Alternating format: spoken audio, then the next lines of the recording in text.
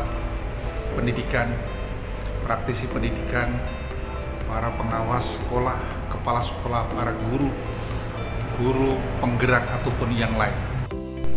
Semoga sahabat sekalian selalu dalam perlindungan Allah Subhanahu wa Ta'ala, Tuhan yang Maha Kuasa, sehat, bahagia, dan banyak barokah.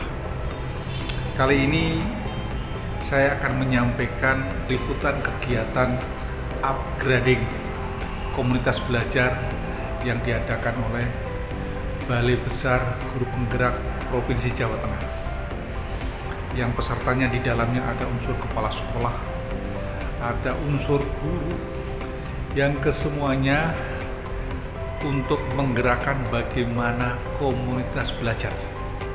Yang sepulangnya beliau mengikuti kegiatan ini, harapannya bisa menggerakkan komunitas belajar di wilayahnya, terutama di satuan pendidikannya. Oleh karena itu, sobat sekalian, ayo kita ikuti hiruk pikuknya seperti apa yang terjadi di kelas-kelas kegiatan upgrading komunitas belajar. Yuk, kita ikuti sampai selesai. Jangan lupa jika posisinya masih merah ini seperti ini, diklik saja, subscribe-nya diklik, setelah itu loncengnya juga diklik untuk semuanya. Bagi yang belum, saya tunggu untuk klik subscribe dan loncengnya.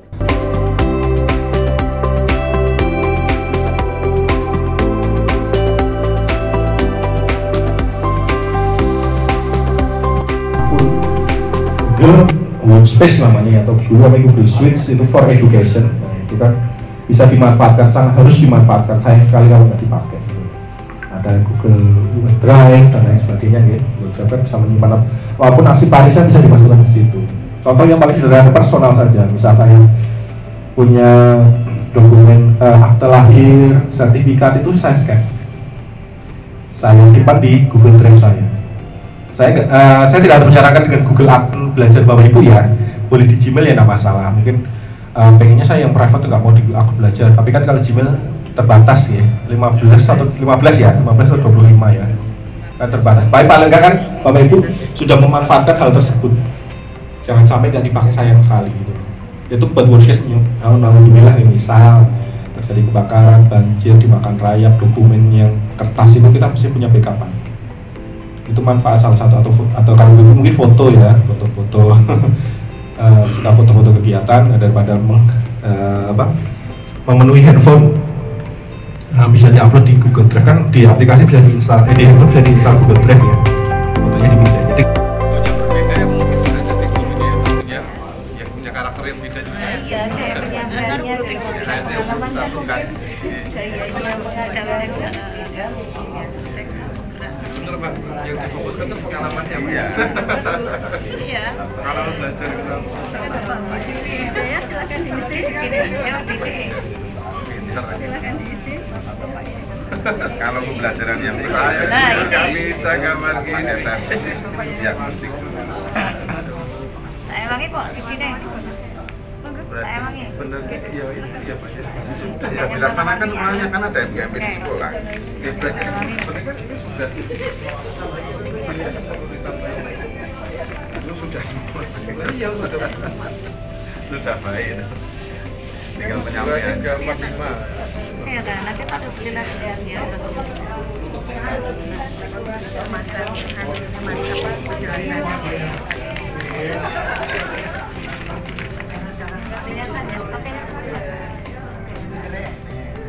Kalau nanti yang memang yang difokuskan ya membuat dan mereview perencanaan. Ya, ini membuat dan mereview perencanaan bersama, artinya kolaborasi itu. Ya, ada kolaborasi antar sesama maba. Iya.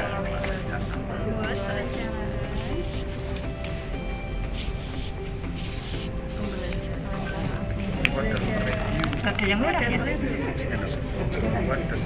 Di paru, sama tempo di mana? Iya, nanti yang menjelaskan saja ya. Enggak, Bu Malika. Buat perencanaan. Dengan ya. Segera. Saya ke angkatan dan reviewnya.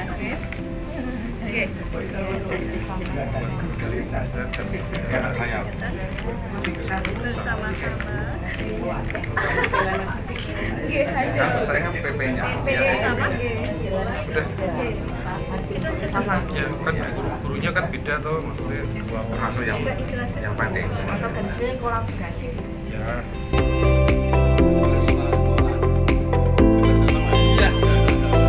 Bersamanya kan kebijakannya ambil garis tengah.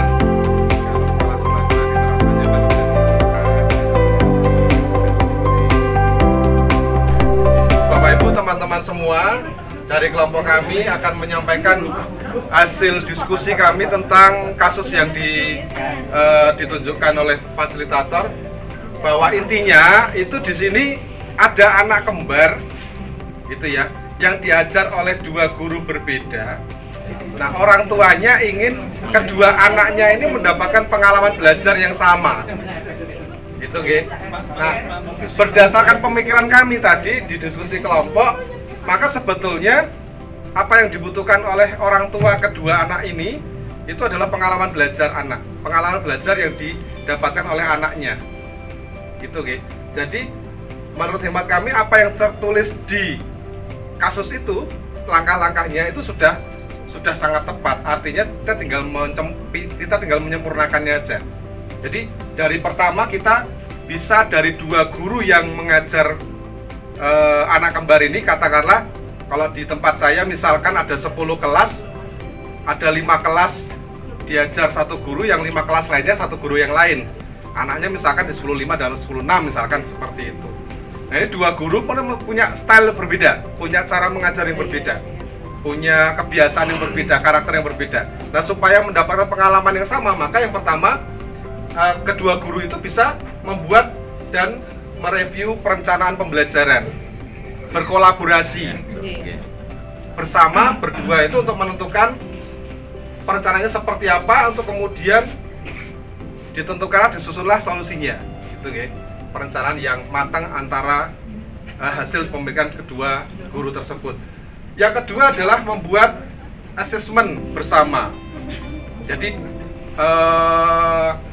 perencanaannya, asesmennya, sampai dengan kemudian membuat rubriknya itu didiskusikan bersama, disepakati bersama, okay? Sehingga memiliki persepsi yang sama dalam menginterpretasi rubriknya, asesmennya. Yang ketiga adalah apabila ada masalah yang mereka temui di masing-masing guru tersebut, itu bisa di-sharing, ditukar, berbagi masalah pembelajaran yang dihadapi oleh kedua peserta didik tadi. Nah, kemudian mendiskusikan untuk mendapatkan solusi bersama. Lanjut, yang keempat adalah bertukar menilai hasil belajar peserta didik. Jadi bisa mungkin untuk mendapatkan pengalaman belajar sama, saya tukar dengan teman saya mengoreksi muridnya, teman saya mengoreksi.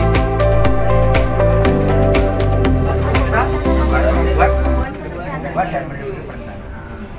Membuat perencanaan pembelajaran Pertama 3M ini ya. Lakukan, pelan. Iya benar ya, melakukan perencanaan ya. Perencanaan langsung dengan review sekalian aja.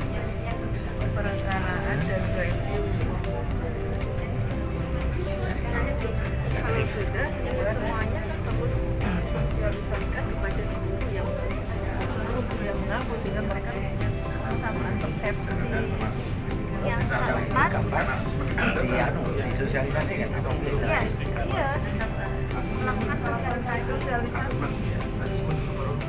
Ya, rubrik itu bagian dari yang Kepada seluruh guru, jadi nanti tidak ada miskomunikasi. Iya, penyerahan persepsi. Kalau diferensi itu tidak harus sama. Enggak, persepsinya. Ini kan diferensiasi. Ya, diferensi itu tidak sama. Kalau sama Penyamaan tidak persepsi diferensi. oleh ya. Kalau itu kan hanya ini loh diferensiasi ini loh. Kita mengambil kebijakan seperti ini loh terhadap anak-anak gitu. Ya. Beda konteksnya. Kalau diferensi itu harus beda. Sosialisasi kepada seluruh guru terkait apa gitu atau gini saja Iya. nih? Sini aja nggih. Iya. Terkait pembelajaran di Gini aja nggih, nanti jelaskan. Kepala sekolahnya boleh mentok kayak duit. Iya. Cukup satu warna aja cukup. Gue naik gurunya minta apa? Kertas kayak ini katanya. Hitung perlunya berapa? No? Satu warna cukup. saya kasih Pak.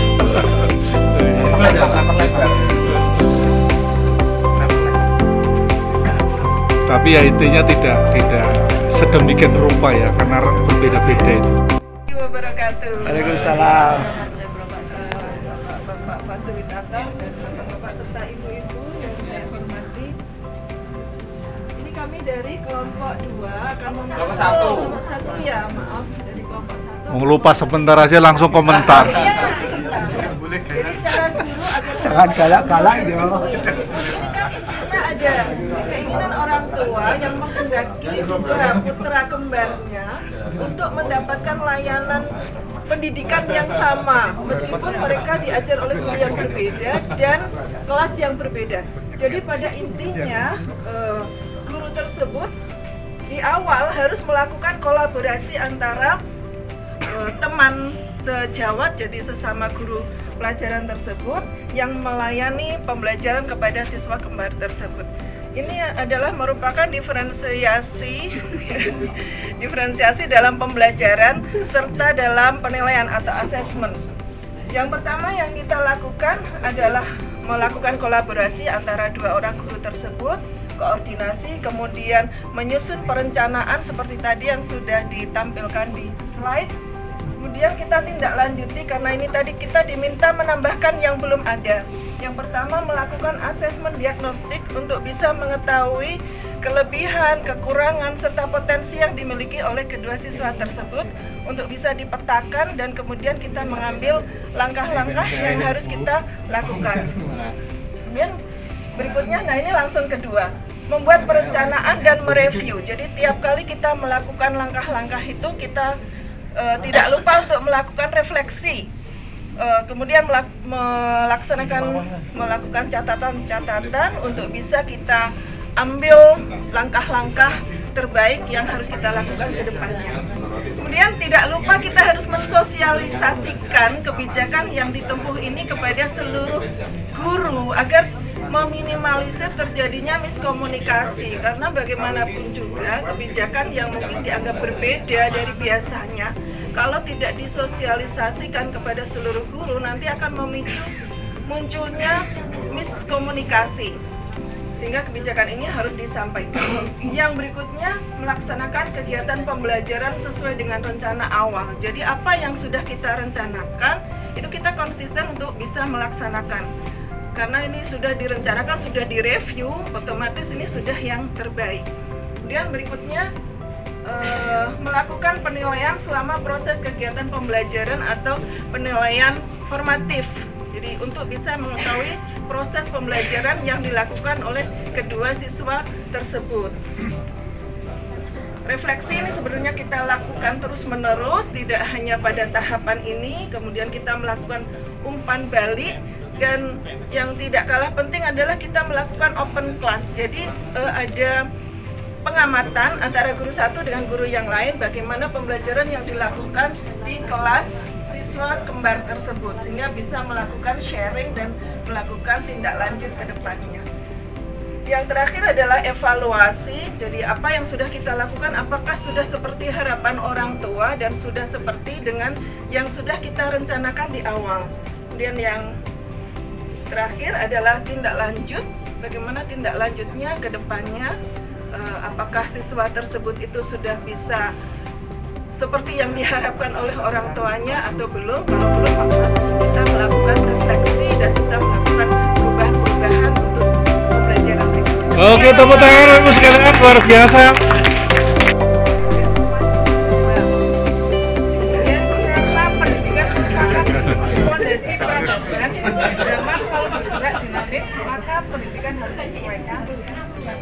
Karena dunia pendidikan sebagai wadah dalam menyiapkan generasi penerus untuk dapat hidup pada zamannya, setiap zaman berubah sesuai kebutuhan hidup manusia. Kemudian karena disesuaikan dengan perkembangan atau perubahan zaman dan teknologi, karena hidup juga terus berubah mengikuti perkembangan zaman, mengikuti perubahan budaya manusia, agar kita bisa adaptif dengan perubahan zaman. Dan yang terakhir, karena perubahan harus dilakukan agar tidak ketinggalan. Intinya perubahan harus dilakukan karena hidup itu terus berubah mengikuti perkembangan zaman. Oke, maksud saya tadi kan kesimpulannya taruh di bawah itu. Ditulis, Pak. Iya, itu. Kesimpulannya. Oke. Adalah suatu tuntutan. Dalam kehidupan ini, sesuatu yang abadi hanyalah perubahan, termasuk dalam dunia pendidikan. Maka pendidikan pun harus menyesuaikan dengan kodrat alam dan kodrat zaman. Di mana kodrat alam, manusia selalu ingin memperoleh sesuatu yang mudah. Ini tidak mungkin bisa dilakukan tanpa satu kemudahan atau perubahan. Demikian pula dengan zaman. Untuk itu pendidikan harus menyesuaikan sesuai dengan kodrat alam dan kodrat zaman melakukan perubahan. Ya. Udah disimpulkan. Ini baru. Oke.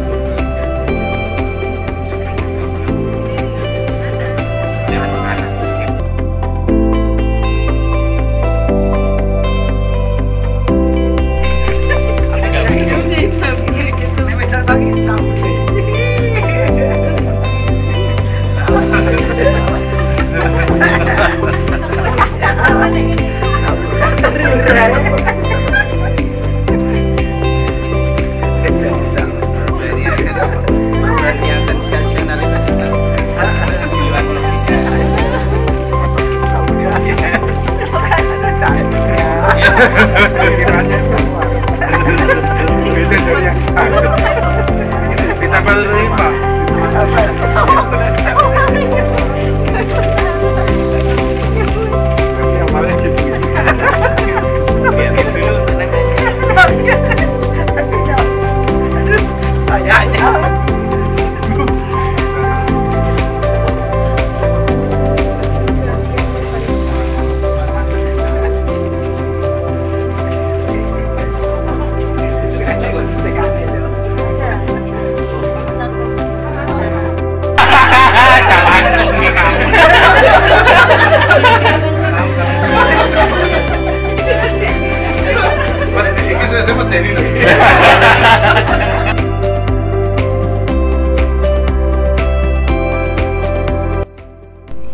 Nggak tahu, mengidentifikasi random saja.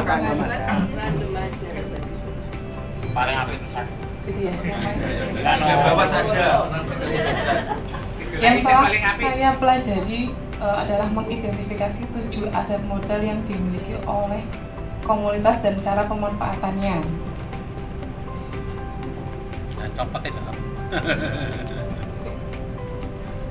Satu dulu Bu, lalu dibandingkan dengan 1, 2. Ya, bandingkan yang sebelah.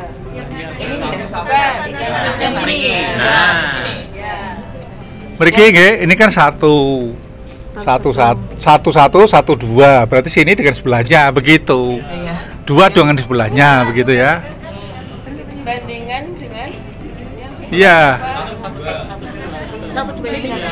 Lah iya, 1 dengan 1, 2. punya penggerak dengan punya. Mohon monggo lanjut. Yang pertama, saya mempelajari tentang banyak hal, yaitu suatu paradigma perubahan dan juga tentang bagaimana seorang pemimpin itu menjalankan tupoksinya dan juga tentang pemetaan aset. Nah, kemudian di 1.2 langkah yang dilakukan adalah mensosialisasikan kepada komunitas di sekolah. Berikutnya di 2.1 senantiasa berkolaborasi dengan anggota komunitas untuk berpikir berdasarkan aset atau kekuatan yang dimiliki oleh sebuah sekolah. Yang kedua, yang telah saya pelajari adalah beda ya Pak ya, jadi bingung. Mengasah kemampuan untuk peka terhadap aset yang dimiliki sekolah sebagai pendukung komunitas, pendukung kerja komunitas. Kemudian di 3.1 bagaimana mengembangkan untuk keperluan pribadi ya sendiri dengan mengaplikasikan, mensosialisasikan aset atau model yang dimiliki untuk mampu mendukung proses ataupun kegiatan komunitas belajar sehingga anggota Kombel semakin termotivasi. Kita bandingkan dengan yang terakhir, aset yang ada tadi dioptimalkan sebagai modal juga pendukung dalam pelaksanaan pembelajaran yang berpihak pada murid. Kenalan dulu. Oh, kenalan dulu. Iya, no. Oke. Perkenalkan, nama saya Hasti Nurfitriani, biasa dipanggil Hasti. Saya mengajar di TK Abadi Ganggunungan, Kabupaten Klaten, Pak. Satu kota Anjing. Di sini saya akan membacakan untuk refleksi dari Bapak Ibu guru semua. Ini ambil random nih Pak. Random. Oke. Yang di refleksi nomor 1 yang telah saya pelajari adalah mengidentifikasi 7 aset model yang dimiliki komunitas dan cara pemanfaatannya. Kemudian untuk yang kedua, cara mengaplikasikan kepada training, kita harus saling belajar